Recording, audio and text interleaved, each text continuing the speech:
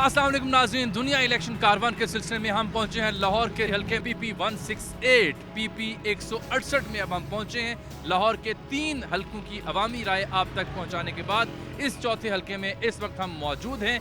यहाँ पर मलिक असद खोखर पाकिस्तान मुस्लिम लीग नून के टिकट पर इलेक्शन लड़ रहे हैं और उनका मुकाबला है पाकिस्तान तहरीक इंसाफ के मोहम्मद नवाज आवान से। असद खोखर साहब इससे पहले मुनहरिफ हुए और फिर पाकिस्तान मुस्लिम लीग नून की टिकट पर अब इलेक्शन लड़ रहे हैं। पंजाब हुकूमत में मरकज़ी हैसियत उनको हासिल थी पाकिस्तान तहरीक इंसाफ के दौर में।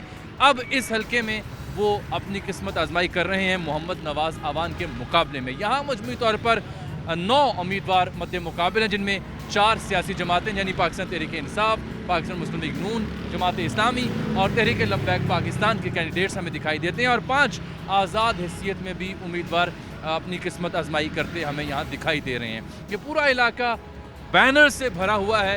इस इलाके में चुंगी अमर सद्दू, अटारी, सरूबा, शमा कॉलोनी, अली पाक, सूफियाबाद, पाक अरब सोसाइटी, कच्चा जेल रोड और कोट लखपत जेल रोड के इलाके शामिल होते हैं। गौसिया कॉलोनी भी इस कॉन्स्टिट्यूंसी में एक अहम और मरकज़ी हैसियत रखती है। अलबत्ता कच्चा जेल रोड, कोट लखपत और चुंगी अमर सद्दू के जो इलाके हैं ये ज़्यादा गुंजान आबाद और ज़्यादा वोटर्स के हामिल हैं। मजमूई तौर पर इस हलके में 1,51,000 से ज़ायद रजिस्टर्ड वोटर्स हैं, जिनके लिए 96 पोलिंग स्टेशंस बनाए जाएंगे।